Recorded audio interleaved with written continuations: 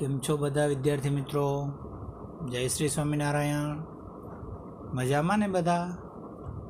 આજે આપણે સામાજિક વિજ્ઞાન અંતર્ગત નાગરિક શાસ્ત્રનો એકમ એટલે કે સામાજિક વિજ્ઞાનનો પ્રકરણ 8 ભારતના રાજ્ય બંધારણનું ઘડતર અને લક્ષણો. નાગરિક શાસ્ત્રમાં આપણને ભણવામાં મળશે કે ભારતનું બંધારણ કઈ રીતે ઘડાયું, એના ઘડવૈયા કોણ હતા, ભારતમાં કેવા પ્રકારની શાસન વ્યવસ્થા છે, ન્યાયતંત્રની કેવી વ્યવસ્થા છે, આ બધીની માહિતી આપણને નાગરિક શાસ્ત્રના અભ્યાસ દ્વારા એટલે કે અધ્યયન દ્વારા મળશે. તેના અંતર્ગત આજે આપણે પ્રથમ પાઠ એટલે કે સામાજિક વિજ્ઞાનનો 8મો પાઠ ભારતના રાજ્ય બંધારણનું ઘડતર અને લક્ષણો એ વિશે આપણે અભ્યાસ કરશું. વિદ્યાર્થી મિત્રો, તમે ધોરણ 8માં પણ ભણ્યા હતા કે બંધારણ એટલે શું? તો કોઈ પણ દેશનું શાસન ચલાવવા માટે એને ઘડવામાં આવેલા નિયમોના વ્યવસ્થિત સંગ્રહને દેશનું બંધારણ કહેવામાં આવે છે. બંધારણ એટલે કે સંવિધાન, એનો બીજો શબ્દ છે સંવિધાન. એનો અર્થ એ જ થાય છે જે પ્રથમ જ લાઇનમાં તમને આપેલું છે કે કોઈ પણ દેશનું જો વ્યવસ્થિત શાસન ચલાવવાનું હોય તો એના માટે જે નિયમો બનાવેલા હોય એટલે કે નિયમોના વ્યવસ્થિત સંગ્રહને બંધારણ કે સંવિધાન કહેવામાં આવે છે. બરાબર વિદ્યાર્થી મિત્રો?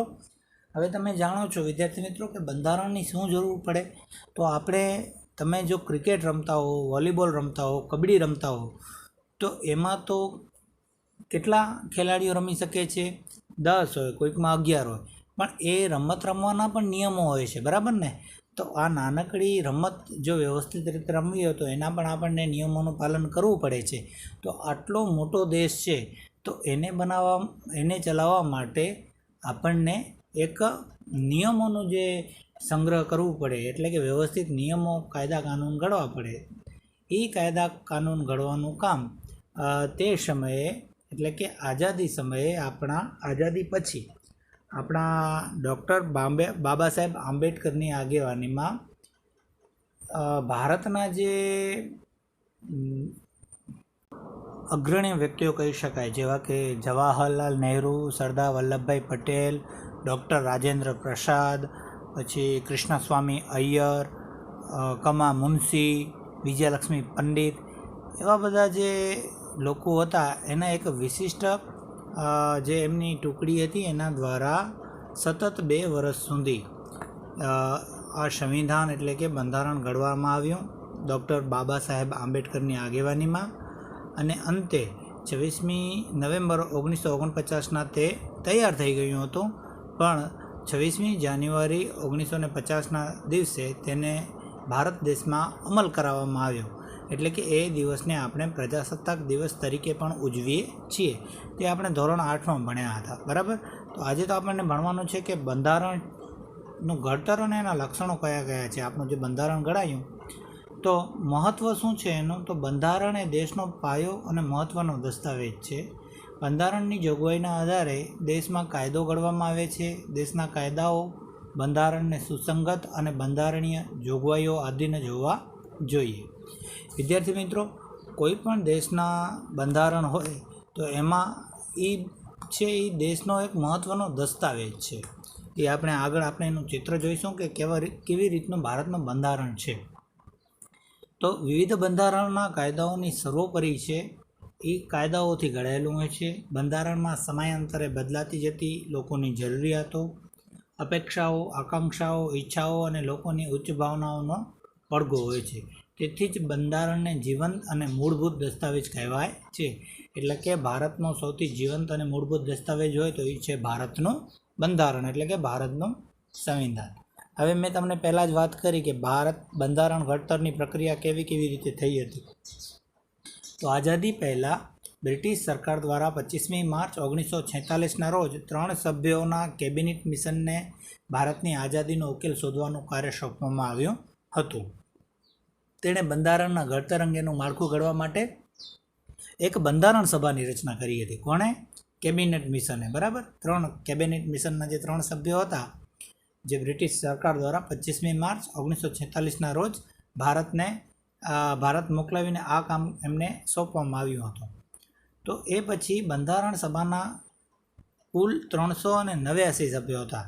મેં તમને જે પહેલાં વાત કરી હતી એમાં મુખ્ય સભ્યોની વાત થઈ હતી, પણ કુલ કેટલા સભ્યો હતા? 389. આ સભ્યો જુદી જુદી કોમ, ધર્મ, જાતિ, લિંગ અને ભૌગોલિક પ્રદેશોની વ્યક્તિઓ, પછી રાજકીય પક્ષોના પ્રતિનિધિઓ તેમજ વિવિધ ક્ષેત્રોના તજજ્ઞ વ્યક્તિઓનો સમાવેશ કરવામાં આવ્યો હતો.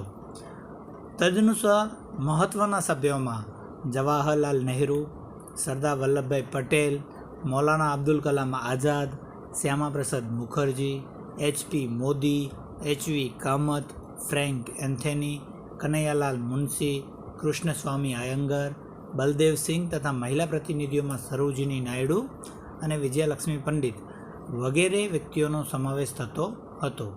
તો બંધારણ સભાના અધ્યક્ષ તરીકે ડૉક્ટર રાજેન્દ્ર પ્રસાદ હતા. આ મહત્ત્વનો મુદ્દો છે કે બંધારણ સભાના અધ્યક્ષ કોણ હતા? રાજેન્દ્ર પ્રસાદ હતા. જ્યારે બંધારણ એટલે કે બંધારણની મુસદ્દા એટલે કે ખરડાની સમિતિના અધ્યક્ષ તરીકે ડૉક્ટર ભીમરાવ આંબેડકર હતા. તો આ બે અલગ અલગ છે કે બંધારણ સભાના અધ્યક્ષ હતા એ રાજેન્દ્ર પ્રસાદ હતા અને બંધારણ સભાની ખરડા સમિતિના અધ્યક્ષ તરીકે ડૉક્ટર ભીમરાવ આંબેડકર હતા. બરાબર વિદ્યાર્થી મિત્રો? તો આમાં તમને કન્ફ્યુઝન એટલે કે તમે આમાં એકનું બીજાનું આન્સર ન લખી દો, એ ખાસ ધ્યાન રાખવાનું છે તમને. હવે આ બંધારણ સભાએ તેમની કામગીરી ક્યારે ચાલુ કરી? તો બંધારણ સભાએ પોતાની કામગીરી 9મી ડિસેમ્બરે 1946ના રોજ શરૂ કરી દીધી હતી. બંધારણ સભાએ 2 વર્ષ 11 માસ અને 18 દિવસોમાં કુલ 166 બેઠકોમાં કામગીરી પૂર્ણ કરી હતી. એટલે કે બંધારણ બનાવતા કેટલો સમય લાગ્યો? તેનો જવાબ એમ આવે કે 2 વર્ષ 11 માસ અને 18 દિવસ જેટલો સમય લાગ્યો. ને આ સમયગાળા દ્વારા ટોટલ 166 બેઠક એટલે કે મીટિંગ કરવામાં આવી હતી. આ પ્રક્રિયામાં તેઓએ દુનિયાના જુદા જુદા દેશોના બંધારણના મહત્ત્વના લક્ષણોનો અભ્યાસ કરી અને વિગતપૂર્ણ ચર્ચા વિચારણા કરી બંધારણને આખરી સ્વરૂપ અપાયું હતું. એટલે કે ભારતનું બંધારણ છે એ બીજા દેશોના બંધારણને અનુરૂપ આવી શકે એટલા માટે આ સમિતિના સભ્યોએ બીજા દેશના બંધારણને પણ એમના લક્ષણોનો પણ અભ્યાસ કર્યો હતો. અને એના આધારે કંઈક એમ કહેવાય છે કે બ્રિટન છે, પછી ફ્રાન્સ, જર્મની એ બધાના જે બંધારણો છે એમના થોડાક લક્ષણો ભારતના બંધારણમાં લેવામાં આવ્યા છે. તો બંધારણ પ્રથમ 295 અનુચ્છેદ એટલે કે આર્ટિકલ્સ અને 8 પરિશિષ્ટ હતા બંધારણમાં પ્રથમ, અને ત્યારબાદ સુધારા બાદ તેને 395 અનુચ્છેદો એટલે કે આર્ટિકલ્સ અને 9 પરિશિષ્ટ થયા. બરાબર વિદ્યાર્થી મિત્રો? પહેલાં કેટલા હતા અને પછી કેટલા થયા? તો પહેલાં ઓછા હતા, 295 હતા, પછી 100 વધી ગયા આર્ટિકલ્સ એટલે કે અનુચ્છેદો. એના પછી કેટલા કરવામાં આવ્યા હતા? હા, 395. બરાબર. તો આ બંધારણનું જ્યારે સ્વરૂપ નિશ્ચિત થઈ ગયું વિદ્યાર્થી મિત્રો, એના પછી 26મી જાન્યુઆરી 1950થી એટલે કે 26મી નવેમ્બર 1949ના રોજ બંધારણ સભામાં બંધારણ સર્વાનુમતે પસાર થયું અને કાયદાઓનું સ્વરૂપ અપાયું હતું. એના પછી 26મી જાન્યુઆરી 1950થી ભારતમાં બંધારણ અમલમાં આવ્યું. તેને ભારત પ્રજાસત્તાક દિવસ તરીકે આજે પણ ઉજવે છે, 26મી જાન્યુઆરી જેને આપણે કહીએ છીએ. બરાબર. તો આપણે એને ગણતંત્ર દિવસ પણ કહીએ છીએ. અને 26મી જાન્યુઆરી જે ભારતની બધી શાળાઓમાં, સરકારી કચેરીઓમાં ધામધૂમથી ઉજવવામાં આવે છે, જેને આપણે પ્રજાસત્તાક દિન તરીકે પણ ઓળખીએ છીએ. ભારતના બંધારણમાં રાષ્ટ્રચિહ્ન તરીકે 4 સિંહોની મુખાકૃતિ અને રાષ્ટ્રસૂત્ર તરીકે સત્યમેવ જયતે ઘોષિત કરવામાં આવ્યા હતા. વિદ્યાર્થી મિત્રો, આને પણ નોંધી લેજો કે ભારતનું રાષ્ટ્રચિહ્ન 4 સિંહોની મૂર્તિ છે અને રાષ્ટ્રીય સૂત્ર છે સત્યમેવ જયતે. આપણા બંધારણમાં લોકોના મૂળભૂત હકો, ફરજો, રાજ્યનીતિના માર્ગદર્શક સિદ્ધાંતો, સરકારના અંગો અને તેના કાર્યો તથા વહીવટી કેટલીક સૂચનાઓ, ન્યાયતંત્રની વ્યવસ્થા કેવી હોવી જોઈએ વગેરે જેવી અનેક મહત્ત્વની બાબતોનો સમાવેશ એમાં કરવામાં આવ્યો છે. આથી ભારતનું બંધારણ વિશ્વમાં સૌથી મોટું, વિસ્તૃત અને વિશદ લેખિત દસ્તાવેજ ગણાય છે. આજે પણ વિદ્યાર્થી મિત્રો, ભારતનું સૌથી મોટું લેખિત બંધારણ હોય તો એ આપણા દેશનું, ભારત દેશનું છે. બરાબર. તો આ હતું આપણું બંધારણ કે જેને ઘડવામાં મહત્ત્વની ભૂમિકા ભજવી હતી. અધ્યક્ષ તરીકે ડૉક્ટર રાજેન્દ્ર પ્રસાદ હતા અને બંધારણ સભાના બંધારણ ખરડાના સમિતિના અધ્યક્ષ ડૉક્ટર ભીમરાવ આંબેડકર હતા અને છેલ્લે 26મી જાન્યુઆરી 1950ના દિવસે તેનો અમલ કરવામાં આવ્યો. તો વિદ્યાર્થી મિત્રો, તમને ધોરણ 8માં એક પ્રશ્ન પૂછવામાં આવતો કે બંધારણની શરૂઆત શેનાથી કરવામાં આવે છે? તો આપણે જવાબ દેતા કે બંધારણની શરૂઆત આમુખથી કરવામાં આવે છે. તો એ આમુખ એટલે શું, એના વિશેની ચર્ચા કરીએ. તો આમુખ બંધારણનું પ્રારંભિક હાર્દરૂપ અને વિશિષ્ટ સ્થાન ધરાવતું તત્વ છે. બંધારણની શરૂઆત આમુખથી થાય છે. ધ્યાન રાખજો ફરીથી, બંધારણની શરૂઆત આમુખથી થાય છે. આમુખમાં દર્શાવેલા શબ્દો પરથી આમુખ બંધારણનો આત્મા હોવાની પ્રતીતિ થાય છે. આમુખ એટલે કે એબ્સ્ટ્રેક્ટ, જેને આપણે કહી શકીએ કે આખા બંધારણમાં શું શું છે, કઈ કઈ નીતિઓ છે, કયા કયા હકો ફરજો, કયા કયા કાનૂન છે, કઈ પ્રકારની ન્યાયતંત્રની વ્યવસ્થા છે, કયા પ્રકારના નિયમો છે, એ બધાનું એક જે એબ્સ્ટ્રેક્ટ ટૂંકું લેખિત સ્વરૂપ હોય એને આમુખ તરીકે ઓળખવામાં આવે છે. તો એ આમુખ છે એ બંધારણનો આત્મા હોવાની પણ પ્રતીતિ કરાવે છે. તો આપણે જોઈએ વિદ્યાર્થી મિત્રો આમુખ. હવે વિદ્યાર્થી મિત્રો જુઓ તમે સ્ક્રીન ઉપર, તમારી પાસે પાઠ્યપુસ્તક હોય તો બરાબર બંધારણનું જે પ્રથમ પાનું છે ભારતનું સંવિધાન લખેલું છે, અને જે આજુબાજુની જે પ્રતિકાત્મક ચિત્રાત્મક જે શૈલી છે એ પણ તમે જોજો. અને આમુખમાં શું લખેલું છે, જે શબ્દસહ આપેલું છે એના વિશેની આપણે ચર્ચા કરીએ.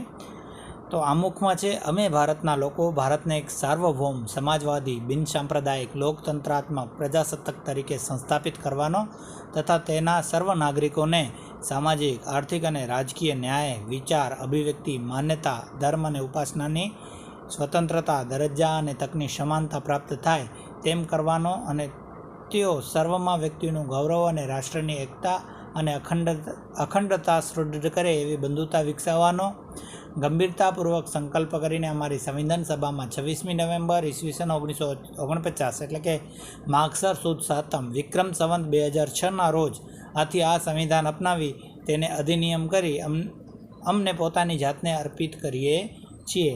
આ છે આપણું બંધારણનો આત્મા, જેને કહી શકીએ કે બંધારણની જેનાથી શરૂઆત થાય છે એ આમુખ. એમાં વિદ્યાર્થી મિત્રો જોયો છે કે ભારતને કેવા પ્રકારનો દેશ બનાવવા માંગે છે, તો સાર્વભૌમ સમાજવાદી બિનસાંપ્રદાયિક લોકતંત્રાત્મક પ્રજાસત્તાક.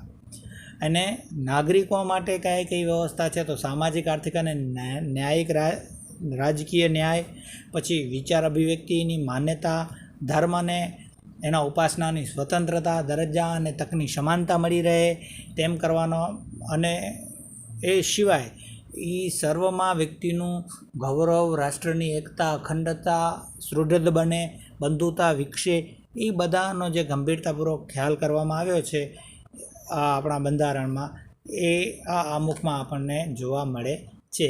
તો વિદ્યાર્થી મિત્રો જોઈએ ને, આ હતું આપણું આમુખ, જે 26મી નવેમ્બર 1949ના દિવસે બંધારણ સભામાં પસાર કરવામાં આવ્યો હતો. અને એને આપણે ભારતીય પ્રમાણે કહીએ તો માગસર સુદ સાતમ વિક્રમ સંવત 2006, જેને આપણે આપણી જે સાલ કહીએ છીએ એના પ્રમાણે છે. તો આ સંવિધાન ત્યારે પસાર કરવામાં આવ્યો હતો. તો હવે આ જે સંવિધાન છે એના વિશેની આપણે વધારે ચર્ચા કરીએ કે આમુખનું મહત્ત્વ શું છે, એના પાસા કયા છે, આપણા બંધારણના લક્ષણો કયા છે, એના વિશેની આજે આપણે ચર્ચા કરવાના છીએ. તો વિદ્યાર્થી મિત્રો, 1974ના 42ના બંધારણીય સુધારાથી આમુખમાં સાર્વભૌમ શબ્દ પછી સમાજવાદી બિનસાંપ્રદાયિકતા શબ્દો ઉમેરવામાં આવ્યા છે. આ બે શબ્દોના અર્થ પણ ઘણા મહત્ત્વના છે, સમાજવાદી અને બિનસાંપ્રદાયિકતા. સમાજવાદી એટલે કે સમાજના બધા લોકોને સમાન તક મળે, અને બિનસાંપ્રદાયિકતા એટલે દેશમાં વસતા બધા લોકોને બધા ધર્મ પાળવાની છૂટ હોય. એ બે શબ્દો ઉમેરવામાં આવ્યા, તેમજ રાષ્ટ્રીય એકતા અને રાષ્ટ્રની અખંડિતતાનો પણ સમાવેશ કરવામાં આવ્યો. એટલે કે ભારતના બધા લોકો હળીમળી સંપીને રહે અને ભારતની રાષ્ટ્રીય એકતા વધે તે માટેના પ્રયત્નો કરવામાં આવ્યા. અને એના પછી આમુખ બંધારણના મૂળભૂત હેતુઓ, ધ્યેયો, આદર્શો તેમજ સિદ્ધાંતોને વાચા આપે છે. આમુખ બંધારણના ઉદ્દેશો થકી ભારતમાં કલ્યાણ રાજ સ્થાપવાની ઉચ્ચ ભાવના અને આદર્શોને સિદ્ધ કરવા પણ ઈચ્છે છે એવું તે સ્પષ્ટ કરે છે. આમ આમુખ દ્વારા બંધારણના ઘડવૈયાઓના માનસનો પરિચય થાય છે. જે બંધારણ ઘડવાના ઘડવૈયાઓ હતા એણે આમુખ કેવી રીતે ઘડ્યું, એના માનસ કેવું હતું, એનો પરિચય પણ થાય છે. વિદ્યાર્થી મિત્રો, હવે આપણે જોઈએ આમુખનું શું મહત્ત્વ છે. તો આપણે જાણીએ છીએ કે આમુખને બંધારણનો આત્મા કહેવામાં આવે છે. કે આપણું બંધારણ શેના માટે ઘડવામાં આવ્યો છે, તો એ બંધારણનો આત્મા છે એ અમુક છે કે ભારત દેશ કેવો હોવો જોઈએ, ભારત દેશના નાગરિકો કેવા હોવા જોઈએ, એ બધા વિશેની માહિતી અમુકમાં હોય છે.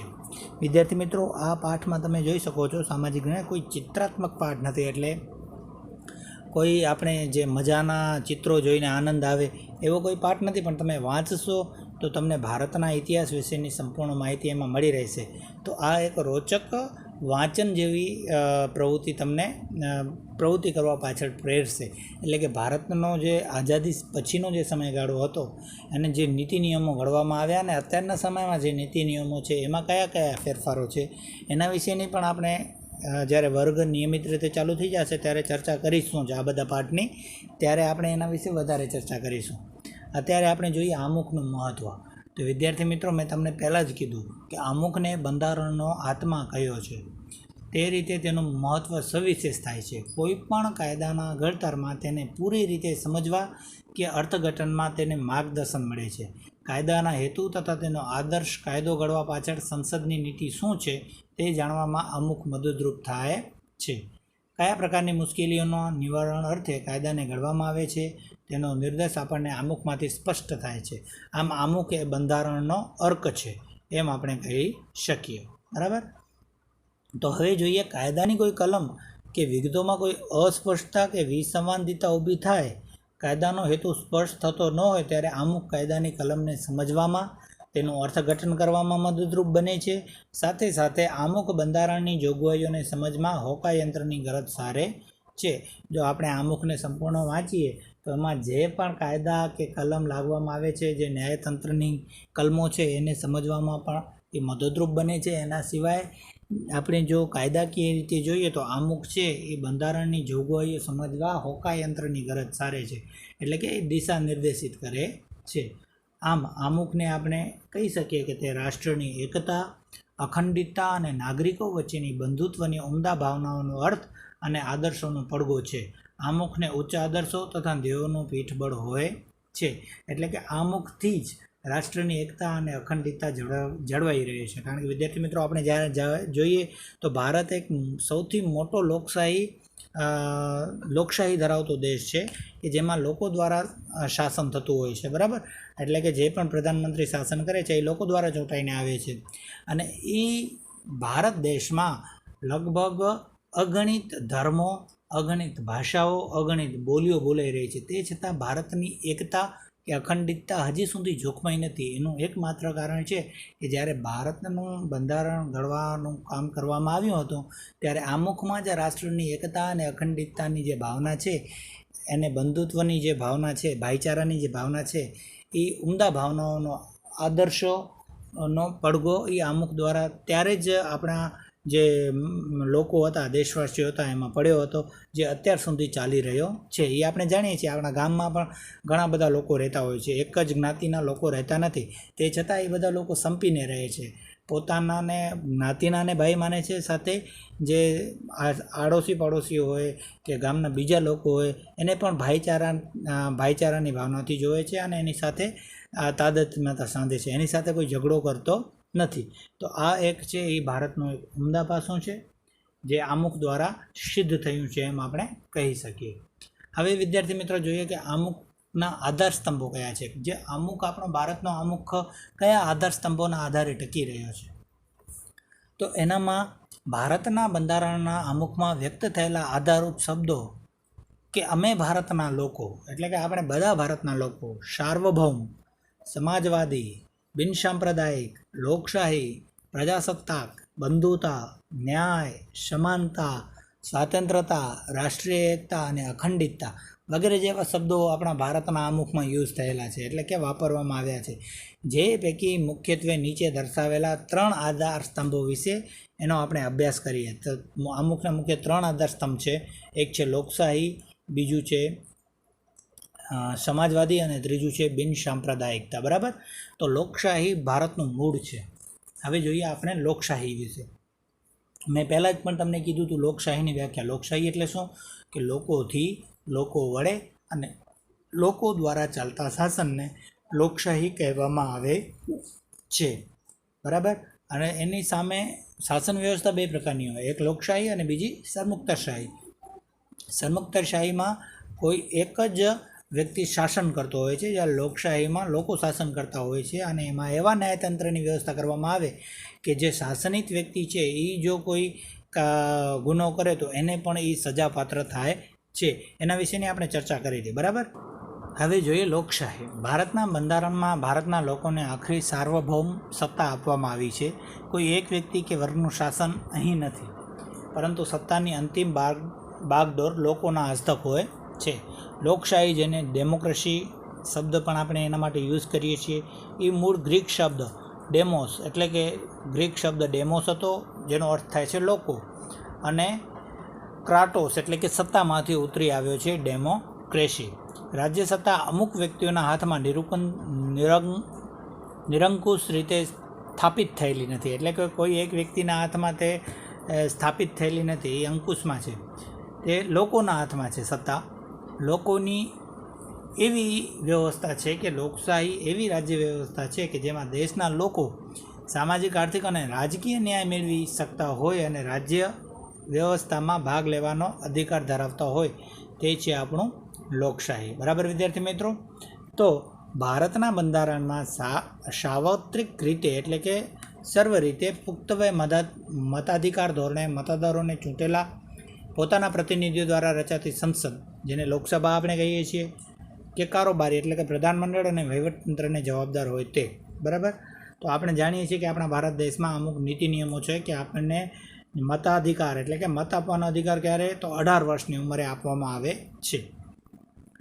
તો કારોબારીને અબાધિત સત્તા નથી, તેને નિયત સમય મર્યાદા સુધી જ સત્તાનું સુકાન સોંપાય છે.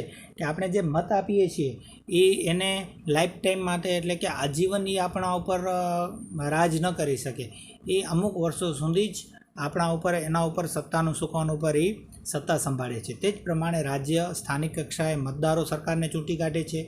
આમ લોકશાહી રાજ્ય એટલે લોકોનું, લોકો વડે અને લોકો માટે ચાલતું રાજ્ય. જેવી રીતે આપણે સરપંચ હોય કોઈ ગામનો, તો એને આપણે ચૂંટી કાઢીએ તો એ 5 વર્ષ સુધી જ સત્તા કરે. પછી જ્યારે સરપંચની ફરી ચૂંટણી થાય ને અને બીજો સરપંચ આવે તો એની સત્તા બદલાઈ જાય છે. એટલે કે એકવાર સરપંચ થાય એટલે ગામનું જ્યાં સુધી જીવે ત્યાં સુધી એ રાજ કરે એવું હોતું નથી. એવી જ રીતે વડાપ્રધાન હોય કે પછી મુખ્યમંત્રી હોય, બધાનું 5 વર્ષનો સમયગાળો લોકો દ્વારા આપવામાં આવે છે. તો વિદ્યાર્થી મિત્રો, સાચી સત્તા લોકોના પ્રતિનિધિઓમાંથી બનેલા પ્રધાનમંડળમાં જ સ્થાપિત થયેલી હોય છે. પ્રધાનમંડળની રચના સંસદમાંથી જ કરવામાં આવે છે. પ્રધાનમંડળ સંસદને જવાબદાર હોય છે. ભારત પ્રજાસત્તાક રાજ્ય એટલા માટે છે કે ભારતનો કોઈ પણ નાગરિક બંધારણમાં નિર્ધારિત કરેલી લાયકાત ધરાવતો હોય તો તે વ્યક્તિ સાર્વત્રિક પુખ્તવય મતાધિકારથી ચૂંટાઈ આવે છે. તે કોઈ પણ વંશ પરંપરાગત વારસાને આધીન આ પદ પ્રાપ્ત કરી શકતો નથી. એટલે કે રાજાશાહીની જેમ રાજાનો દીકરો જેમ રાજા બને એવી રીતે અહીંયા પદ પ્રાપ્ત કરી શકતા નથી કે જે વડાપ્રધાનનો દીકરો હોય એ જ વડાપ્રધાન પાછો બને, એવું આ લોકશાહી સત્તામાં હોતું નથી. 5 વર્ષ સુધીની જ તે સામાન્યતઃ સત્તા ઉપર રહી શકે છે. એટલે ગમે તે વ્યક્તિ હોય તે 5 વર્ષ સુધી જ સત્તા ઉપર હોય. સંસદીય સરકાર સંયુક્ત જવાબદારીના સિદ્ધાંત પર આ કામ કરે છે.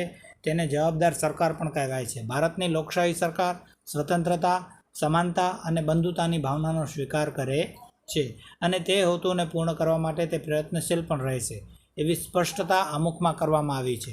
બંધારણના ઘડવૈયાએ ભારતના લોકોને સાર્વત્રિક પુખ્તવય મતાધિકારનો હક આપીને હિંમતપૂર્વકની શ્રદ્ધા પણ તેનામાં મૂકી છે. તો આ છે આપણી જે લોકશાહી પ્રકારની જે શાસન વ્યવસ્થા છે ને, એમાં એ ખૂબ જ મહત્ત્વનું છે. દાખલા તરીકે આપણે ગામથી લઈ તાલુકો, તાલુકાથી લઈ જિલ્લા, જિલ્લાથી સુધી રાજ્ય અને રાજ્યથી લઈ દેશ સુધી લોકોને જ જે પોતાનો નેતા છે એ ચૂંટવાની જવાબદારી આપવામાં આવે છે. વિદ્યાર્થી મિત્રો, ધ્યાન રાખજો, તમે જ્યારે મતાધિકાર કરતા થાવ તો એ મતનો તમે વેડફાડ ન કરજો, પણ એને યોગ્ય જગ્યાએ મત આપજો, જેથી દેશનો વિકાસ સારી રીતે બની શકે. કારણ કે તમારા એક મતના કારણે જે દેશનો ભવિષ્ય છે એ નક્કી થતો હોય છે. દાખલા તરીકે તમે હજી 18 વર્ષના નથી, તે 18 વર્ષના થાવ તો ત્યાર પછી આ વિશેની આપણે ચર્ચા ફરીથી કરશું, બરાબર. તો આપણે હમણાં જોઈએ કે જો આપણે સરપંચ ચૂંટવો હોય તો ગામમાં ચૂંટણી કરવી જોઈએ છે. પછી આપણા દ્વારા જે મતાધિકાર છે એટલે કે ધારાસભ્યો છે એની ચૂંટણી કરવામાં આવે છે. એ કોઈ પક્ષ તરફથી લડતા હોય તો એના માટે પણ 2 સભ્યો સામે જૂથમાં હોય છે અને આપણને મત આપી કોઈ એકનો વિજય કરવામાં આવે છે. ધારાસભ્યો થકી એક મુખ્યમંત્રી બને છે અને બીજા સંસદ સભ્યો છે. દાખલા તરીકે કચ્છના સંસદ સભ્ય તરીકે શ્રી વિનોદભાઈ ચાવડા છે, તો એને પણ આપણે ચૂંટણી થકી જીતાડ્યા અને આ સંસદ સભ્યોના કારણે જ આપણને આપણા વડાપ્રધાન નરેન્દ્ર મોદી મળ્યા. એટલે આપણે એમ કહી શકીએ કે અમે તો નરેન્દ્ર મોદીને મત નથી આપ્યો, પણ તમે જો એમના જે નેતા હશે એમને મત આપ્યો હશે તો એ મત વડાપ્રધાન સુધી પહોંચે છે. એટલે લોકો દ્વારા જ મતોના કારણે આ બધા લોકો નેતાઓ તરીકે પ્રસ્થાપિત થાય છે અને એ સત્તા ભોગવે છે. પણ એમની સત્તા 5 વર્ષ સુધીની હોય છે. વિદ્યાર્થી મિત્રો, આપણે જાણીએ છીએ કોઈ પણ જો વ્યક્તિ સત્તા ઉપર આવી જાય અને પછી એને જો કાયદાઓનું ઉલ્લંઘન કરવા લાગે તો એની સાથે બંધારણમાં એ પણ જોગવાઈ કરવામાં આવેલી છે કે એને પણ સજા થઈ શકે, એટલે કે એ પણ સજાપાત્ર છે, એવી આપણા બંધારણમાં જોગવાઈ કરવામાં આવેલી છે. એના સિવાય જે સાર્વત્રિક પુખ્તવય મતાધિકાર એટલે કે કોઈ પણ જાતિ, જ્ઞાતિ, ધર્મ, ભાષા, લિંગ, શિક્ષણ, આવક કે જન્મસ્થાનના ભેદભાવ કર્યા વિના 18 વર્ષ કે તેથી વધારેના ઉંમરના ભારતના કોઈપણ નાગરિકને મત આપવાનો અધિકાર છે. જો કે મતદાર યાદીમાં નાગરિકતા નામની નોંધણી આવશ્યક છે. એ મેં તમને પહેલાં જ કીધું કે 18 વર્ષ પછી તમે મત આપી શકો જો તમે એમાં નોંધણી કરાવો તો. એટલે કે ભારતના કોઈ નાગરિક તરીકેની તમારી ઓળખાણ હોય તો તમે અવશ્ય મત આપી શકો છો. તો આ બધી જે જોગવાઈઓ છે, કઈ જોગવાઈઓ તો ભારતના બંધારણના મૂળભૂત હકો, રાજ્યના રાજનીતિના માર્ગદર્શક સિદ્ધાંતો, સંસદ, ધારાસભા, સ્વતંત્ર અને નિષ્પક્ષ ન્યાયતંત્ર અને ચૂંટણી પંચની રચના અને કાર્યો વગેરે જોગવાઈઓ ભારતને એક લોકશાહી રાજ્ય તરીકે ઘોષિત કરે છે. બરાબર વિદ્યાર્થી મિત્રો. બીજો એનો લક્ષણ છે એ છે સમાજવાદી. તો સમાજવાદી એટલે શું? તો ભારતમાં ઈસવીસન 1976માં કટોકટી શાસન દરમિયાન બંધારણના 42માં સુધારા દ્વારા આમુખમાં સમાજવાદી શબ્દ ઉમેરવામાં આવ્યો છે. જો સમાજવાદી શબ્દ ઉમેરવાની ઘટના પાછળથી બની છે, પહેલાં નથી બંધારણમાં. એ ઈસવીસન 1976માં જ્યારે કટોકટી લાગુ પડીને ભારતમાં, ત્યારે સુધારો કરવામાં આવ્યો છે. ભારતીય બંધારણની મોટાભાગની જોગવાઈઓ પ્રત્યક્ષ કે પરોક્ષ રૂપે સામાજિક ક્રાંતિ દ્વારા સામાજિક અને આર્થિક સમાનતા સાધીને કલ્યાણ રાજ સ્થાપવાનો તેનો મૂળ ઉદ્દેશ્ય હોય છે. આમુખમાં તમામ નાગરિકોને સામાજિક, રાજકીય તેમજ આર્થિક ન્યાય અને સમાનતા પ્રાપ્ત થાય તેવી સમાજવાદી વિચારસરણી ધરાવતી સમાજ રચનાની સ્થાપનાનું ધ્યેય રાજનીતિના માર્ગદર્શક સિદ્ધાંતોમાં રાખવામાં આવ્યું છે. સમાજવાદી સમાજ રચનામાં રાષ્ટ્રીય સંસાધનોની ન્યાયમુક્ત વહેંચણી, ઉત્પાદન અને વિતરણની વ્યવસ્થા રાજ્ય હસ્તક હોય છે. રાજ્યમાં વિવિધ વિસ્તારો અને વ્યવસાયોમાં કાર્ય કરતા લોકો વચ્ચે આવકની અસમાનતા ઓછી કરવાના પ્રયત્નો કરવામાં આવતા હોય. કોઈ વ્યક્તિ કે સમૂહમાં હાથમાં સંપત્તિ કેન્દ્રિત થયેલી ન હોય. સૌને સ્વસ્થ અને ગૌરવપૂર્વક વિકાસની તકો અને સગવડો પ્રાપ્ત થાય, જે દ્વારા સામાજિક કલ્યાણ સાધવાનો અને ગરીબ તવંગરનો ભેદોને નાબૂદ કરી લોકોનું જીવન ધોરણ ઊંચું લાવી તેમાં સામાજિક અને આર્થિક કલ્યાણ સાધવાનો પ્રયત્ન કરવાના કારણે બંધારણમાં રાજ્યોનો માર્ગદર્શન આપેલો છે. એટલે કે તેથી ભારતીય બંધારણ એક સામાજિક દસ્તાવેજ છે. એટલે કે ભારતમાં ઘણા બધા રાજ્યો છે. બરાબર વિદ્યાર્થી મિત્રો. તે રાજ્યોને પોતાના જે રાજ્યમાં છે એને જે વહેંચણી છે, પછી ઉત્પાદન છે અને વિતરણ છે, એ બધા રાજ્ય હસ્તક હોય છે, એ કેન્દ્ર હસ્તક હોતા નથી. તો રાજ્યમાં પોતાના જે રાજ્યના વસતા લોકો છે એની અસમાનતા ઓછી કરવાનો, તેમજ ગરીબ તવંગરનો જે ભેદભાવ છે, અમુક ગરીબ અને અમુક બહુ પૈસાવાળો હોય છે, એ ભેદભાવ દૂર કરવાનો, એ બધું એમનું જીવન ધોરણ ઊંચું લાવવાનું, એ બધી વ્યવસ્થા છે ને એ બંધારણમાં પહેલેથી આપી છે કે કેવી રીતે કરી શકાય, કે આર્થિક કલ્યાણ સાધવાના પ્રયત્નો, એટલે કે આર્થિક રીતે રાજ્યના લોકોને કેવી રીતે પગભર બનાવી શક્યા એનો માર્ગદર્શન પ્રથમથી જ આપેલ છે. તેથી ભારતીય બંધારણ એક સામાજિક દસ્તાવેજ તરીકે પણ ઓળખાય છે. બરાબર વિદ્યાર્થી મિત્રો. હવે ત્રીજું છે બિન સાંપ્રદાયિકતા. આપણે જાણીએ છીએ કે બિન સાંપ્રદાયિકતા એટલે શું? તો ઈસવીસન 1976ના 42માં બંધારણીય સુધારાથી આ બિન સાંપ્રદાયિક શબ્દ પણ પછી ઉમેરવામાં આવ્યો છે. સાર્વભૌમ પછી સમાજવાદી અને બિન સાંપ્રદાયિકતા 2 શબ્દો ઉમેરવામાં આવ્યા છે. ભારત એક ધર્મનિરપેક્ષ અને બિન સાંપ્રદાયિક એટલે કે સેક્યુલર રાજ્ય છે.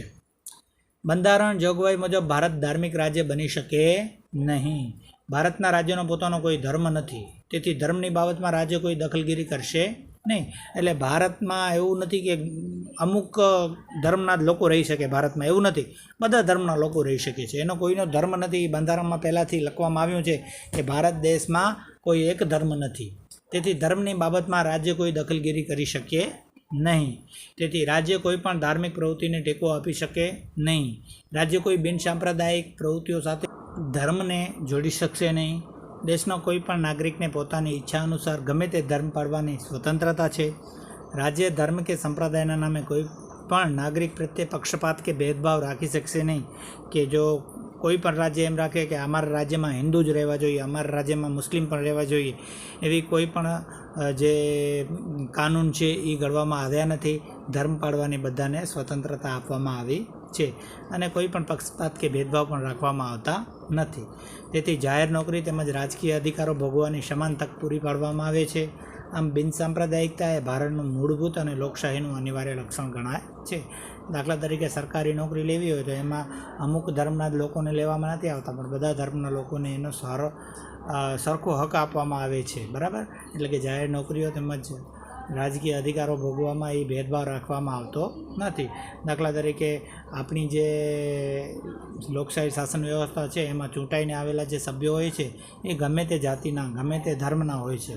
બરાબર ને, જેને લોકો દ્વારા ચૂંટવામાં આવતા હોય છે. કે કોઈ એવું નથી કે આપણે એક જ ધર્મના લોકો આપણા વડાપ્રધાન હોય કે આપણા રાષ્ટ્રપતિ હોય, એવું હજી સુધી બન્યું નથી. દાખલા તરીકે અત્યારે જ જોઈએ તો આપણા જે વડાપ્રધાન છે એ હિન્દુ છે અને જે પહેલાં આપણા એક રાષ્ટ્રપતિ હતા ડૉક્ટર અબ્દુલ કલામ આઝાદ, એ મુસ્લિમ ધર્મના હતા. તો એવું નથી કે કોઈ એક જ ધર્મના લોકો આ પદ પ્રાપ્ત કરી શકે. એ બધા માટે અધિકારો ભોગવવાની સમાન તકો પૂરી પાડવામાં આવે છે. એટલે એને બિનસાંપ્રદાયિક કહેવામાં આવે છે. આમ બંધારણનું મૂળભૂત તત્વ એ લોકશાહીનું અનિવાર્ય લક્ષણ ગણાય છે. સર્વધર્મ સમદ્રષ્ટિ આપણે જોઈએ છીએ ને, સર્વધર્મ સમભાવ એટલે કે બધા ધર્મો પ્રત્યે સમભાવ રાખવાનો છે. આ સિદ્ધાંતને વરેલ ભારતીય બંધારણમાં કોઈ ધર્મને રાજ્યમાં ઉત્તેજન આપવામાં નહીં આવે. વ્યક્તિને પોતાની ધાર્મિક માન્યતા, આસ્થા, શ્રદ્ધા રાખવા સાથે તેના પ્રચાર પ્રસાર કરવાના નાગરિકના અધિકારને રાજ્યનો કોઈ પ્રતિબંધ કે અવરોધ નથી. એટલે આ આપણે જાણીએ છીએ કે આપણો દેશ છે એ બિનસાંપ્રદાયિક એટલે કે ધર્મનિરપેક્ષ દેશ છે. તો આ બિનસાંપ્રદાયિકતા, સમાજવાદી અને લોકશાહી એ આમુખના મુખ્ય આધારસ્તંભો છે. 3 આધારસ્તંભો છે. હવે આપણે જોઈએ વિદ્યાર્થી મિત્રો બંધારણના મૂળભૂત લક્ષણો. વિદ્યાર્થી મિત્રો, આ પાઠ તમને થોડોક લાંબો અને બોરિંગ જેવું લાગતો હશે, પણ તમને એનામાં જે રસ જાગે ને એવી રીતે તમને વાંચન કરવાનું છે કે આપણું જે બંધારણ છે એ છે શું.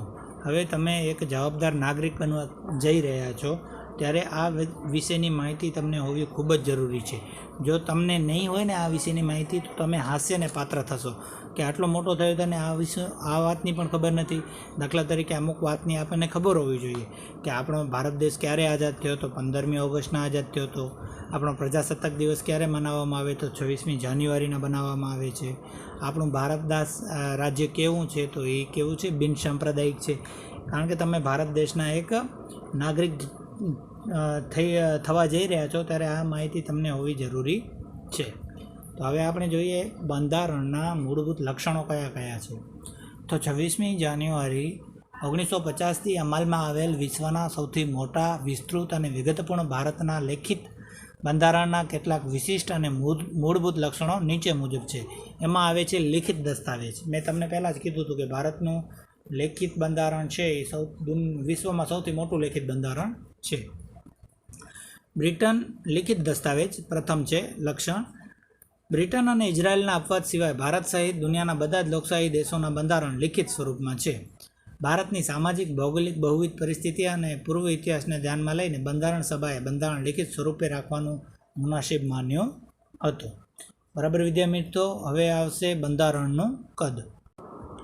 બંધારણના કદમાં જોઈએ તો ભારતનું બંધારણ 22 ભાગોમાં વહેંચાયેલું છે. કેટલા ભાગોમાં? 22 ભાગોમાં. તેમાં 395 અનુચ્છેદ, 395 આર્ટિકલ્સ અને 8 પરિશિષ્ટો, હાલમાં 12 પરિશિષ્ટો છે એ સાથેનું છે. આ બંધારણમાં કેન્દ્ર અને રાજ્યોની શાસન વ્યવસ્થા અને તેમના આંતરસંબંધો, લોકોના મૂળભૂત હકો, ફરજો, રાજ્યનીતિના માર્ગદર્શક સિદ્ધાંતો, ન્યાયતંત્ર, ચૂંટણી પંચ, સ્થાનિક સ્વરાજ્યની સંસ્થાઓ, લઘુમતીઓ, પછાત અને વંચિત સમૂહો માટેની ખાસ જોગવાઈ કરવામાં આવી છે. તેથી આપણું બંધારણ દુનિયાના અન્ય બંધારણો કરતાં લાંબુ, વિસ્તૃત અને વિશદપૂર્ણ બન્યું છે. ત્રીજું છે એક જ નાગરિકત્વ. અમેરિકા જેવા દેશોમાં દરેક વ્યક્તિ બેવડું નાગરિકત્વ ધરાવે છે. એટલે કે એક યુનાઇટેડ સ્ટેટ ઓફ અમેરિકાનું, બીજું પોતે જે રાજ્યમાં વસવાટ કરતી હોય તે રાજ્યનું નાગરિકત્વ ધરાવે છે. જ્યારે ભારતમાં આ પ્રથા નથી. ભારતમાં ગમે તે રાજ્યમાં આપણે રહેતા હોઈએ, પરંતુ આપણે એક જ નાગરિકત્વ એટલે કે ભારતીય જ નાગરિકત્વ ધરાવીએ છીએ. આપણે ત્યાં રાજ્યની અલગ નાગરિકતા જેવું કાંઈ નથી. બરાબર? એ તો આપણે જાણીએ જ છીએ કે આપણે ગુજરાતમાં રહેતા હોઈએ તો પણ ભારતીય છીએ, કે પછી કર્ણાટકમાં રહેતા હોઈએ તો પણ એ આપણે ભારતીય જ છીએ. જ્યારે અમેરિકામાં એવું નથી. ચોથું છે મજબૂત કેન્દ્રવાળું સમવાય તંત્ર. ભારતના બંધારણમાં ક્યાંક સમવાય એટલે કે ફેડરલ શબ્દનો ઉપયોગ થયો નથી. બંધારણ ભારતને રાજ્યોનો સંઘ એટલે કે યુનિયન ઓફ સ્ટેટ તરીકે જ વર્ણવે છે.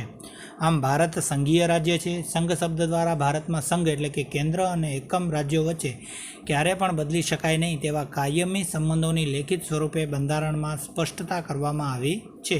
એટલે કે આ અમુક એકમ રાજ્યો છે એને ક્યારે પણ આપણે બદલી શકવાના નથી.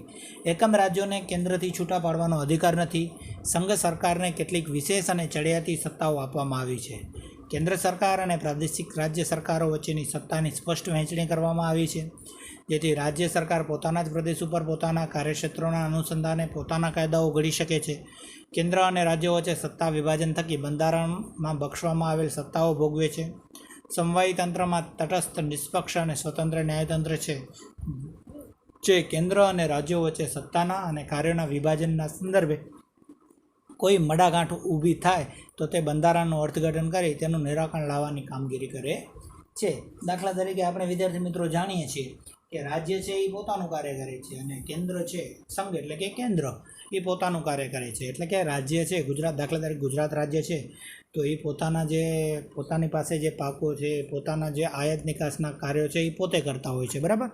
એ ભારત સરકાર સાથે એને લેવા દેવા હોતી નથી. પણ અમુક સમયે જ્યારે કુદરતી આફતો હોય કે પછી કાંઈ પણ જે સામાજિક મુશ્કેલીઓ ઊભી થાય તો કેન્દ્ર સરકાર સાથે એ સમાયોજન સાધી એનું બંધારણનું અર્થઘટન કરી અને નિરાકરણ લાવવાની સંયુક્ત પ્રવૃત્તિ કરતા હોય છે.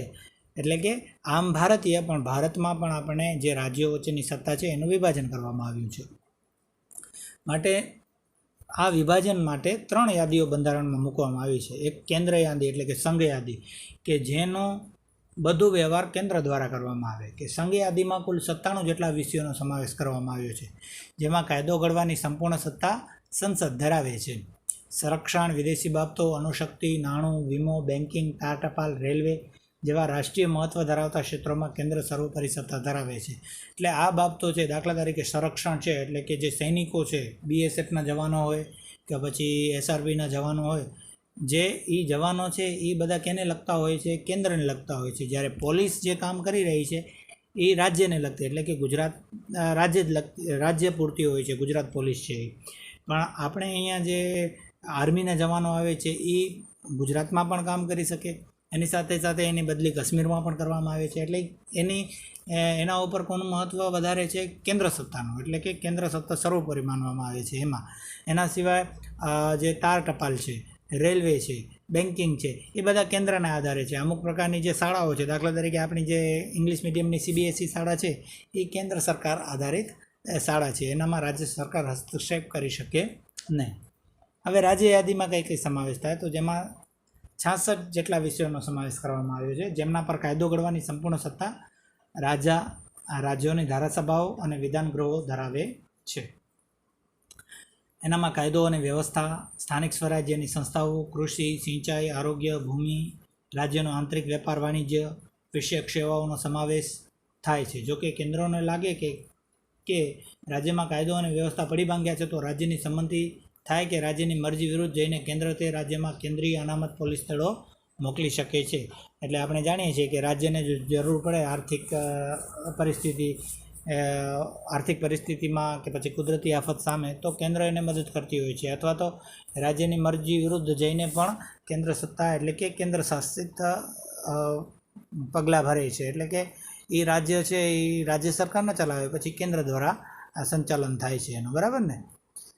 પછી છે સંયુક્ત યાદી, એટલે કે રાજ્ય પણ ચલાવે અને કેન્દ્ર પણ ચલાવે. એમાં ટોટલ 47 જેટલા વિષયોને પસંદ કરવામાં આવ્યા છે, જેમના પર કાયદો ઘડવાની સત્તા કેન્દ્ર અને રાજ્યો બંને ધરાવે છે. પરંતુ જ્યારે રાજ્યોના કાયદોમાં વિવાદ કે સંઘર્ષ ઊભો થાય ત્યારે ત્યાં કેન્દ્રનો કાયદો ચડિયાતો અને સર્વોપરી ગણાય છે. આમ સમવાય તંત્રમાં કેન્દ્રને સંયુક્ત યાદીમાં પણ વિશેષ સત્તાઓ આપી છે. આ યાદીમાં દીવાની અને ફોજદારી બાબતો, લગ્ન, છૂટાછેડા, ભરણપોષણ, શિક્ષણ, આર્થિક આયોજન, વ્યાપારી સંઘો વગેરેનો સમાવેશ થાય છે. અને બાકી રહેતી થોડીક છે શેષ સત્તાઓ, કે જેમાં કેન્દ્ર અને રાજ્ય વચ્ચે સત્તાની સ્પષ્ટ વહેંચણી થઈ શકી ન હોય તે વિષયોનો સમાવેશ શેષ સત્તાઓમાં કરવામાં આવ્યો છે. આ વધારાના વિષયો કે શેષ સત્તાઓમાં કાયદો ઘડવાની કે તેમાં ફેરફાર કરવાની સંપૂર્ણ સત્તા કેન્દ્ર સરકારને એટલે કે સંસદને હોય છે. ભારતમાં કેન્દ્ર અને રાજ્ય વચ્ચેની નાણાકીય સાધનોની પણ વહેંચણી કરવામાં આવી છે. આબકારી જકાત, આયાત નિકાસ જકાત, આવકવેરો વગેરે વધુ આવકો આપતા કરવેરા કેન્દ્રને ફાળવવામાં આવ્યા છે, જ્યારે વેચાણ વેરો, મનોરંજન વેરો, મહેસૂલ, શિક્ષણ વેરો જેવી ઓછી આવક ધરાવતો સાધનો રાજ્યને ફાળવવામાં આવે છે, જેથી રાજ્યોએ કેન્દ્ર પાસેથી ગાંઠ સ્વરૂપે આર્થિક સહાયનો આધાર રાખવો પડે છે. એના પછી છે કટોકટી વેળાની એકતંત્રી વ્યવસ્થા.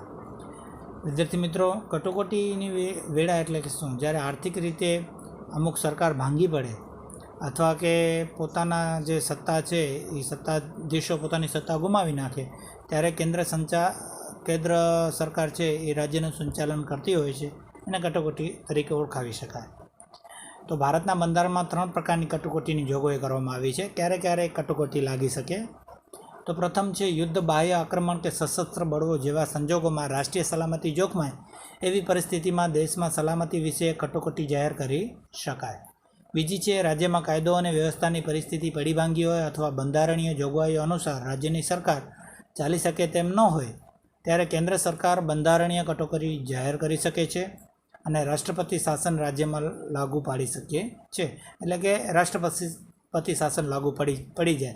જ્યારે દાખલા તરીકે ગુજરાતમાં પણ રાષ્ટ્રપતિ શાસન લાગુ પાડવામાં આવેલું હતું, જ્યારે કે કોમી રમખાણો થયા હતા, પછી એના માટે શહેરો બંધ કરી નાખવામાં આવ્યા હતા, તો ત્યારે આ બધી કટોકટીની સમસ્યા હતી. તો એના કારણે રાજ્ય સરકાર નહીં પણ રાષ્ટ્રપતિ શાસન દ્વારા રાજ્યનું સંચાલન કરવામાં આવે. ત્રીજું છે સતત ભાવ વધારાના કારણે નાણાંના મૂલ્યમાં ઝડપથી ધોવાણ થયું હોય ત્યારે નાણાકીય કટોકટી જાહેર કરવામાં આવે છે. પહેલી છે દેશના સલામતી વિશે કટોકટી, બીજી છે બંધારણીય કટોકટી અને ત્રીજી છે નાણાકીય કટોકટી. એટલે કે સતત ભાવ વધારાના કારણે, એટલે કે મોંઘવારી ઉપર એમનું નિયંત્રણ ન રહે રાજ્યનું, ત્યારે આ નાણાકીય કટોકટી પણ જાહેર થાય છે. આમ કટોકટીની આ ત્રણેય જોગવાઈઓ હેઠળ આપણું સમવાય તંત્ર એકંદરે એકતંત્રી વ્યવસ્થામાં ફેરવાઈ જાય છે. તેટલા સમયગાળા પૂરતું સમવાય તંત્ર સ્થગિત પણ થઈ જાય છે. પછી છઠ્ઠું છે દ્વિગૃહી પ્રથા. વિદ્યાર્થી મિત્રો, દ્વિગૃહી પ્રથા એટલે શું? તો લોકો દ્વારા ચૂંટાયેલા પ્રતિનિધિઓમાંથી બનેલી લોકસભા છે, બરાબર. આપણે લોકો જે વ્યક્તિઓને ચૂંટે છે એનાથી લોકસભા બને છે. લોકશાહીમાં લોકસભા જ સાચી સત્તા સ્થાપિત થયેલી છે. એમાં સંસદમાં 2 ગૃહ હોય છે, ઉપલું ગૃહ જેને રાજ્યસભા કહેવાય છે અને નીચલું ગૃહ જેને લોકસભા કહેવામાં આવે છે. વિદ્યાર્થી મિત્રો, નોટ કરી રાખજો, સંસદમાં 2 ગૃહ હોય છે, ઉપલું ગૃહ જેને રાજ્યસભા કહેવામાં આવે છે અને નીચલું ગૃહ જેને લોકસભા કહેવામાં આવે છે. પ્રધાનમંડળની રચના સંસદ સભ્યોમાંથી કરવામાં આવે છે. પ્રધાનમંડળ સંસદને જવાબદાર છે. પ્રધાનમંડળ લોકસભાનો વિશ્વાસ ધરાવે ત્યાં સુધી સત્તા ઉપર રહી શકે છે. સંસદીય સરકાર એ સંયુક્ત જવાબદારીના સિદ્ધાંત ઉપર કામ કરતી હોય છે. પ્રધાનમંડળમાં અત્યંત મહત્ત્વના નિર્ણયો લેવાતા હોય છે. કેન્દ્રમાં રાષ્ટ્રપતિના નામે તથા રાજ્યમાં રાજ્યપાલના એટલે કે ગવર્નર નામે વહીવટ ચાલતો હોવા છતાં ખરેખર સત્તા કેન્દ્રમાં વડાપ્રધાનની આગેવાની હેઠળનું પ્રધાનમંડળ અને રાજ્યોમાં મુખ્યપ્રધાનના વડપણ હેઠળનું પ્રધાનમંડળ જ વહીવટ અને કારોબારીની સત્તા ભોગવે છે. વિદ્યાર્થી મિત્રો, આમ તો દેશનો જે પહેલો નાગરિક છે એ રાષ્ટ્રપતિ છે અને રાજ્યનો પહેલો નાગરિક રાજ્યપાલ છે. તેમ છતાં આપણે જાણીએ છીએ કે રાજ્યનો બંધારણીય વડો આપણે રાજ્યપાલને કહીએ છીએ, પણ એનું જે સત્તા સંચાલન કરે છે એ મુખ્યમંત્રી દ્વારા જ કરવામાં આવે છે. એવી રીતે દેશનું સત્તા સંચાલન પણ પ્રધાનમંત્રી અને એના મંત્રીમંડળ દ્વારા જ કરવામાં આવે છે. તો વિદ્યાર્થી મિત્રો, આપણે જોયું કે રાજ્યનું પ્રધાનમંડળ રાજ્યની વિધાનસભાને જવાબદાર હોય છે. તો લોકસભા એ કાયમી ગ્રહ નથી. તેની મુદત કેટલા 5 વર્ષની હોય છે. રાજ્યસભામાં સભ્યો રાજ્યોની વિધાનસભામાં ચૂંટાઈને આવેલા ધારાસભ્યો ચૂંટે છે. એટલે કે જે કયા સભ્યો રાજ્યસભામાં જઈ શકે, તો વિધાનસભામાં જે ધારાસભ્યો વિધાનસભામાં ચૂંટાઈને આવેલા ધારાસભ્યો હોય એના મત દ્વારા રાજ્યસભાના સભ્યો બની શકાય છે. તેની જે તે રાજ્યનું તેઓ પ્રતિનિધિત્વ કરતા હોય છે નેતા. રાજ્યસભામાં વિવિધ ક્ષેત્રોના નિષ્ણાંત, અનુભવી અને એવી 12 વ્યક્તિઓની સભ્ય તરીકેની પસંદગી રાષ્ટ્રપતિ કરે છે. જે રાજ્યસભા એ કાયમી ગ્રહ છે. એટલે કે નેતા લોકોના સિવાયની પણ અમુક ક્ષેત્રના નિષ્ણાંત લોકો હોય, અનુભવી લોકો હોય, એવા 12 વ્યક્તિઓની પસંદગી કરવામાં આવે છે. અને રાજ્યસભા એ કાયમી ગ્રહ છે. મેં કીધું હતું પહેલાં, લોકસભા એ કાયમી ગ્રહ નથી, પણ રાજ્યસભા એ કાયમી ગ્રહ છે. તેમાં 1/3 સભ્યો દર 2 વર્ષે નિવૃત્ત થાય છે. તેટલા જ સભ્યો ફરીથી ચૂંટવાને પાત્ર થાય છે. આમ રાજ્યસભાનો સભ્ય 6 વર્ષ સુધી સભ્યપદ ધરાવે છે. રાજ્યસભાની સત્તા પ્રમાણમાં ઓછી છે, જ્યારે લોકસભાની સત્તા વિશેષ અને ચડિયાતી અને નિર્ણાયક છે. તો રાજ્યસભાનું સંપૂર્ણ વિસર્જન થતું નથી. એ વાત તમને ધ્યાન રાખવી જોઈએ. તો આપણા 2 ગ્રહો છે. એક છે રાજ્યસભા ઉપલું ગ્રહ અને નીચલું ગ્રહ એટલે લોકસભા. વિધાનસભા આવે છે રાજ્યોમાં, બરાબર. તો આ જે અટપટા શબ્દો છે એ તમને સમજવામાં થોડી તકલીફ પડતી હશે, પણ તમે વિદ્યાર્થી મિત્રો આનું વાંચન કરશો તો તમને સમજણ પડી જશે. કારણ કે આપણે અત્યારે રૂબરૂ મળી શકતા નથી, તો તમને હું કોઈ પણ ચાર્ટ દ્વારા કે વિડીયો દ્વારા હું તમને ન બતાવી શકું. કે દાખલા તરીકે આપણે અત્યારે સ્કૂલમાં હોઈએ તો હું તમને વિવિધ પ્રકારની જે કમિટીઓ છે એની રચના કરીને તમને સમજાવી શકું છું. પણ અત્યારે આપણે ઓનલાઈન શિક્ષણ લઈ રહ્યા છીએ, એટલા માટે થોડાક અંશે તમને પણ મહેનત કરવાની જરૂર છે. આ બધાનું ફરીથી વાંચન કરજો તો અઘરા શબ્દો તમને સહેલાઈથી સમજણમાં આવી જશે, બરાબર. 7મો છે સ્વતંત્ર, નિષ્પક્ષ અને એકીકૃત ન્યાયતંત્ર.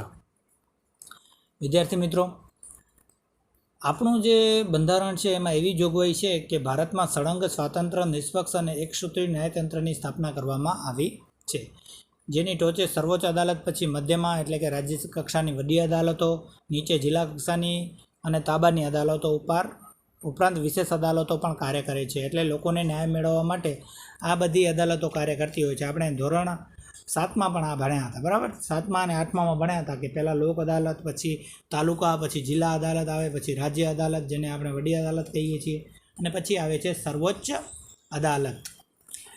તો પછી ભારતમાં જે સર્વોચ્ચ અદાલત છે એ ભારતમાં આવેલ તમામ અદાલતો માટે બંધન કરતા છે. એટલે કે એનો જે નિર્ણય છે એ સર્વોપરી ગણવામાં આવે છે સર્વોચ્ચ અદાલતનો. સંઘ સરકાર અને રાજ્ય સરકાર બંને વચ્ચે બંધારણીય બાબતો કે કાયદાના અર્થઘટનો અંગે વિવાદ થાય તો તેના ઉકેલની અંતિમ સત્તા સર્વોચ્ચ અદાલતની હોય છે. ન્યાયતંત્ર કારોબારીથી સ્વતંત્ર છે. બંધારણના રક્ષક અને વાલી તરીકે ન્યાયતંત્ર નાગરિકોના અધિકારોનું પણ રક્ષણ કરે છે. વિદ્યાર્થી મિત્રો, આમાં એવું છે કે આપણે જો નાના ઝઘડાઓ હોય એને લોક અદાલત કે તાલુકા અદાલતમાં આપણે એનો નિર્ણય લઈએ છીએ. એનાથી જો ગામ વચ્ચેના જે પણ વિખવાદો હોય એને જિલ્લા અદાલતમાં એનો નિર્ણય લેવામાં આવે છે. જિલ્લાઓની સીમા વચ્ચેના વિખવાદ હોય કે કોઈ મોટા પક્ષના વિખવાદો એટલે કે ઝઘડાઓ હોય તો એનું રાજ્ય અદાલત એટલે કે વડી અદાલતમાં એનો નિર્ણય લેવામાં આવે છે. પણ રાજ્ય વચ્ચેના જે પ્રશ્નો છે, દાખલા તરીકે નર્મદાનું પાણી વચ્ચેનો જે પ્રશ્ન હતો કે ગુજરાતને મળે, રાજસ્થાનને મળે કે મધ્યપ્રદેશને કે મહારાષ્ટ્રને મળે, તો પાણી વહેંચણી અંગેના જે નિર્ણયો છે એ પણ સર્વોચ્ચ અદાલત એટલે કે રાજ્યની મોટી અદાલત, દેશની મોટી અદાલત સર્વોચ્ચ અદાલત દ્વારા લેવામાં આવે છે, બરાબર વિદ્યાર્થી મિત્રો. હવે આવશે બંધારણમાં સુધારા. હવે જોઈએ બંધારણમાં સુધારા. તો વિદ્યાર્થી મિત્રો, ભારતીય બંધારણ અન્ય દેશોના બંધારણ કરતાં પરિવર્તનશીલ છે. સમય અને સંજોગોને આધીન બંધારણમાં ફેરફાર કરવાની જરૂર પડતી હોય છે. બંધારણમાં ફેરફારની કલમોને 3 ભાગમાં વહેંચવામાં આવેલી છે. એટલે કે બંધારણ એ નિશ્ચિત સ્વરૂપ નથી, એ સમય જતાં એનો બદલાવ પણ આવતા જાય છે. તો કઈ જોગવાઈઓ છે બંધારણમાં બદલાવની એ જોઈએ. તો અમુક જોગવાઈઓમાં સંસદમાં હાજર અને મત આપતા સભ્યોની સાદી બહુમતીથી સુધારો કરી શકાય છે. અમુક જોગવાઈઓમાં સંસદના બંને ગૃહોની કુલ સભ્ય સંખ્યાની બહુમતી અને હાજર તેમજ મત આપતા સભ્યોની 2/3 તૃતીયાંશ સ્પષ્ટ બહુમતીથી ફેરફાર થઈ શકે છે. ત્રીજો છે બંધારણના અમુક ભાગમાં સુધારો કરવા માટે સંસદના બંને ગૃહોની કુલ સભ્ય સંખ્યાની બહુમતી તેમજ હાજર અને મત આપતા સભ્યોની 2/3 બહુમતી ઉપરાંત અડધા કરતાં વધુ ઘટક રાજ્યોની વિધાનસભા ગૃહોની મંજૂરી પણ જરૂરી બને છે. વિદ્યાર્થી મિત્રો, આપણે જોઈએ છીએ કે કોઈ પણ દેશ છે, આપણા દેશ, કોઈ પણ દેશ એટલે કે આપણો દેશ છે, એ કોઈ પણ જો નિયમ લાવે તો એના માટે બધા જ સભ્યો જે સભ્યો છે, સંસદના સભ્યો છે, એની સ્પષ્ટ રીતે એનો મત લેવામાં આવે છે. દાખલા તરીકે આપણે 3 તલાકનો નિયમ હોય કે પછી 370 કલમ હટાવવાનો નિયમ હતો, તો એ બધા નિયમોને હટાવવા માટે પણ સંસદમાં ખુલ્લા મને ચર્ચા કરવામાં આવે છે અને પછી બધા સંસદ સભ્યોનો મત લેવામાં આવે છે. અને એ સંસદ સભ્યોના મત એટલે કે 2/3 સ્પષ્ટ બહુમતી મળે ત્યાર પછી જ એ કાયદો અમલમાં મૂકવામાં આવે છે. તો આ આપણા એક બંધારણનો મહત્ત્વનો ભાગ છે. એવી રીતે બંધારણમાં પણ 2/3 બહુમતી ઉપરાંત અડધા કરતાં વધુ ઘટક રાજ્યોની વિધાનસભા ગૃહોની મંજૂરી જરૂરી બને છે બંધારણમાં સુધારો કરવા માટે. કેન્દ્ર અને રાજ્યોમાં આંતરસંબંધો કે ઉચ્ચ ન્યાયતંત્રના માળખામાં સુધારો કરવાનો હોય ત્યારે કુલ રાજ્યોના ઓછામાં ઓછા અડધા રાજ્યોની સંમતિ કરી શકાય. ન્યાયિક ચુકાદાના આધારે પણ સંસદ દ્વારા બંધારણમાં સુધારો કરવામાં આવે છે. બંધારણના મૂળભૂત માળખામાં ફેરફાર કરી શકાય નહીં. બંધારણની ઘણી બાબતોમાં સંસદની સાદી બહુમતીથી સુધારો કરી શકાતો હોવાથી બંધારણ સુપરિવર્તનશીલ અને લચીલું ગણાય છે. પરંતુ કેટલીક બાબતોમાં બંધારણમાં સાદી બહુમતીથી સુધારો થઈ શકતો નથી. રાજ્યોના અનુમોદન વગર સુધારો શક્ય ન હોવાથી કેટલાક અંતે તે દુષ્કર પણ છે. આમ બંનેનું મિશ્રણ ભારતીય બંધારણનું આગવું લક્ષણ ધરાવે છે. બરાબર વિદ્યાર્થી મિત્રો, તો આમ હતું. આવી રીતે આપણે બંધારણમાં સુધારો પણ કરી શકીએ. પછી 9મું લક્ષણ છે સાર્વત્રિક પુખ્ત વય મતાધિકાર. આ અંગે આપણે અગાઉ પણ વિગતે ચર્ચા કરી કે ભારતમાં બંધારણમાં 18 વર્ષથી ઉંમરના તમામ નાગરિકોને કોઈપણ જાતના ધર્મ, જાતિ, શિક્ષણ, લિંગ, આવક, કોમ, મિલકત કે જન્મસ્થાન જેવા કોઈપણ જાતના ભેદભાવ વગર મુક્ત રીતે દરેક નાગરિકને સમાન મતાધિકાર આપવો એ ખરેખર પ્રગતિશીલ અને હિંમતભર્યું પગલું છે. મતાધિકારને કારણે લોકશાહીમાં પ્રત્યેક નાગરિકને ચૂંટણી સમયે પોતાની પસંદગીના ઉમેદવારને મત આપીને ચૂંટવાનો અધિકાર મળે છે. ચૂંટણીઓમાં યુવા મતદારોની ઉત્તરોત્તર વધતી સંખ્યા, સજાગતા, ઉમળકો, મતદાન જાગૃતિના કારણે મતદાનનું વધેલું પ્રમાણ. આમ રાજકીય ક્ષેત્રે યુવાઓની સક્રિયતા એ લોકશાહીની પરિપક્વતા અને સફળતાની નિશાની ગણી શકાય છે. 10મું છે ધર્મનિરપેક્ષતા એટલે કે બિન સાંપ્રદાયિકતા. એના વિશેની પણ આપણે ઘણી ચર્ચા કરી કે ભારતીય બંધારણમાં સર્વધર્મ તરફ સમાન દ્રષ્ટિ અને સમાન આદરભાવ સ્વીકાર્યો છે. રાજ્ય દ્વારા કોઈપણ ધર્મને ઉત્તેજન કે ટેકો નહીં. રાજ્યને પોતાનો કોઈ ધર્મ કે સંપ્રદાય નથી. રાજ્ય તટસ્થ હોય છે. ભારતીય બંધારણ કોમી પક્ષપાત કે ધાર્મિક બાબતોથી પર છે. રાજ્ય કોઈપણ નાગરિક પ્રત્યે ધર્મના આધારે ભેદભાવ રાખતું નથી. ધર્મના અનુયાયીઓએ પોતાની પસંદગીની ધાર્મિક માન્યતા, શ્રદ્ધા અને આસ્થાનું અનુસારનું ધર્મનું પાલન કરવાની, પ્રચાર પ્રસરણ કરવાની સ્વતંત્રતા બંધારણમાં આપવામાં આવેલી છે. જોકે ભારતીય બંધારણમાં ધાર્મિક લઘુમતીને કેટલાક વિશેષ અધિકારો અને સવલતો આપવામાં આવી છે. સમાન નાગરિક ધારાની જોગવાઈ માર્ગદર્શક સિદ્ધાંતોના સમાવી. આમ આ બાબતો ધર્મનિરપેક્ષ રાજ્યને ઘોષિત કરે છે. એટલે કે ભારતમાં દરેક પ્રકારના ધર્મો પાળવાની છૂટ છે. બધા પ્રકારના ધર્મના લોકો બધા પ્રકારના હકો ભોગવી શકે છે. તેમ છતાં અમુક ભારતના બંધારણમાં અમુક જે નીચલી લઘુમતી જાતિના લોકો છે એના માટે વિશેષ બંધારણો આપવામાં આવેલા છે. એના પછી છે અદાલતની સમીક્ષા. તો જે કાનૂની પ્રક્રિયા છે, ન્યાયતંત્ર છે, એ કેવી રીતે કામ કરે છે? તો અદાલતી સમીક્ષામાં બંધારણનું વિશિષ્ટ લક્ષણ છે સંઘ અને રાજ્યો દરેક પોતાના કાર્યક્ષેત્રોમાં જ રહીને કામ કરે કે વહીવટ કરે એ જોવાની સત્તા અદાલતને સોંપવામાં આવી છે. સંસદની સત્તાઓને અવગણ્યા વગર અદાલતી સમીક્ષા વિશેના સિદ્ધાંતો વચ્ચે એક સુમેળ સ્થાપવાનો પ્રયાસ બંધારણમાં કર્યો છે. સંસદ કે ધારાસભાઓએ ઘડેલા કાયદાઓ અને બહાર પાડેલા આદેશો, વટહુકમો, અદાલતી ચુકાદાઓ અને બંધારણીય સુધારાઓની સમીક્ષા કરવાની સત્તા અદાલતને આપવામાં આવી છે. અદાલતને જો એમ ખાતરી થાય કે ઘડવામાં આવેલ કાયદાઓ, સુધારાઓ કે બહાર પાડેલા હુકમો બંધારણની મૂળ જોગવાઈઓ સાથે સુસંગત નથી તો તેને અદાલત ગેરબંધારણીય ઠેરવી રદબાતલ જાહેર કરી શકે છે. જેવી રીતે આપણે જોયું કે ગુજરાતમાં જે પરીક્ષા લેવાની હતી એમાં કોપી કેસની જે ચર્ચા થઈ હતી, તો પછી એનામાં એ પરીક્ષાને ગેરબંધારણીય ઠેરવી અદાલત દ્વારા ઠેરવવામાં આવી અને ફરીથી લેવા અનુરોધ કરવામાં આવ્યો હતો રાજ્ય સરકારને. તો આ હતી અદાલતની સમીક્ષા. હવે જોઈએ મૂળભૂત હકો અને ફરજો. તો વિદ્યાર્થી મિત્રો, ભારતના લોકોને બધા હકો મળી રહે એના માટે શું કરવું જોઈએ? તો ભારતના લોકો એક સ્વતંત્ર રાષ્ટ્રના નાગરિક તરીકે ગૌરવપૂર્ણ રીતે જીવન જીવી શકે તે માટે બંધારણમાં મૂળભૂત હકો આપવામાં આવ્યા છે. સર્વાંગી વિકાસની સાથે રાષ્ટ્રના વિકાસ માટે જરૂરી સ્વતંત્રતાની ખાતરી સાથે હકો અને ફરજો એ લોકશાહી સમાજની મહામૂલી મૂડી છે.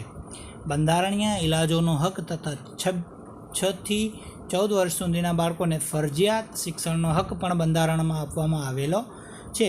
એટલે કે રાજ્યના લોકો પોતાનું જીવન સારી રીતે જીવી શકે અને ગૌરવપૂર્ણ રીતે તે જીવી શકે એના માટે બધા લોકોને હક આપવામાં આવેલા છે. એટલે કે ભારતના લોકોને કયા કયા હક છે? તો બધા ધર્મો પાળવાની છૂટ છે, પછી ગમે તે જાતિમાં લગ્ન કરવાની પણ છૂટ આપવામાં આવેલી છે, પોતાનો વિકાસ સાધી શકે એટલા માટે ગમે તે કામ કરવાની પણ છૂટ આપવામાં આવેલી છે, અને એના હક છે. તો એ હક એનાથી કોઈ પણ છીનવી શકે નહીં. બરાબર. એના પછી છે રાજ્યનીતિના માર્ગદર્શક સિદ્ધાંતો. તો વિદ્યાર્થી મિત્રો, લોકોના રક્ષણ, સલામતી સાથે કલ્યાણ સાધવાના પ્રયાસો રાજ્યો કરે છે, અને રાજ્યોને નીતિ ઘડતરમાં અને રાજ્ય શાસનમાં રાજ્યનીતિના માર્ગદર્શક સિદ્ધાંતો માર્ગદર્શન આપે છે. તેથી તે સિદ્ધાંતો માર્ગદર્શક સિદ્ધાંતો તરીકે પણ ઓળખાય છે. અને 14મો લક્ષણ એટલે કે છેલ્લો લક્ષણ છે પછાત વર્ગો અને આદિજાતિઓ માટેની જોગવાઈઓ. તો વિદ્યાર્થી મિત્રો, સમાજના પછાત વર્ગો કે પછાત જાતિના જે વંચિત સમુદાયોના ઉત્કર્ષ અને તેઓને સામાન્ય પ્રવાહમાં ભેળવવા માટે જે સક્ષમ બનાવવા માટે ભારતના બંધારણમાં વિશેષ જોગવાઈઓ કરવામાં આવી છે.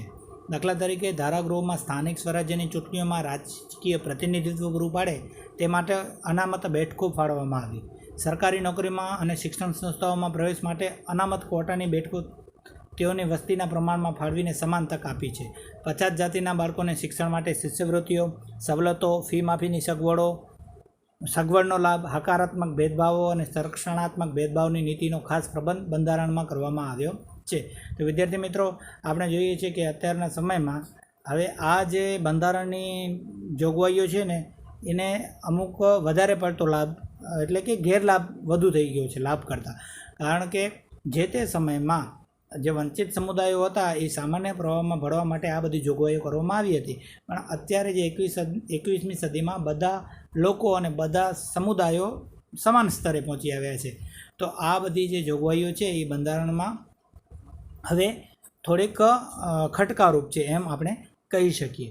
પણ જે તે સમયમાં જ્યારે બંધારણ કરવામાં આવ્યું હતું ત્યારે પછાત વર્ગ અને આદિજાતિના લોકો હતા એમને પોતાના સમુદાય સાથે સામાન્ય લોકો સાથે ભળવામાં મુશ્કેલી ન પડે એના માટે સરકારી નોકરીમાં જલ્દીથી એમને લઈ લેતા, પછી શિક્ષણ સંસ્થાઓમાં એમને શિષ્યવૃત્તિ પણ આપવામાં આવે છે, તમે જોઈ શકો છો.